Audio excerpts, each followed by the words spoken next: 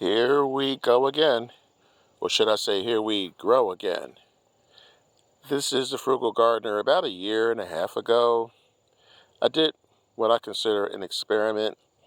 The main purpose was to show people who wanted to get into gardening but were concerned they wouldn't be able to grow anything. I took a potato and I put it in a pail similar to this, except for it was white. And I let it grow for 3 months. And I asked people how many potatoes they think I got out of this.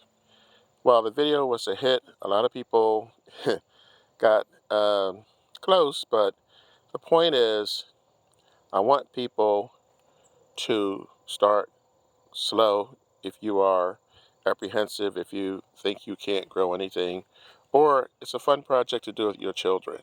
I mean, it's one store-bought potato, but you don't want potatoes that have been treated with chemicals or growth inhibitors.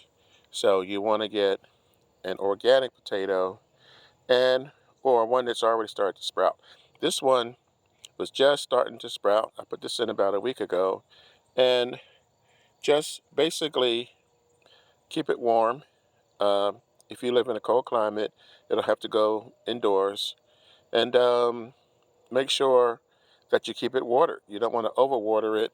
This is probably, I don't know, about 10 inches tall, and you'll be surprised at the results. I'm going to put a link underneath here to the first video that I did, but this is, like I said, a fun project for you and the kids or grandkids, and it's also a way to get more food.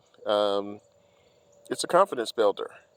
So I'm the Frugal Gardener, and I want you to grow with me. Get a potato and, well, maybe two. And get a container. Doesn't have to be a fancy container. Make sure there's drainage. And plant it, water it, keep it warm. And in 3 months, see what happens. So that's my quick video for today. I'm the Frugal Gardener, like I said. And remember what I always tell you, when you grow your own food, you'll always know where it comes from. Catch you guys on the next video.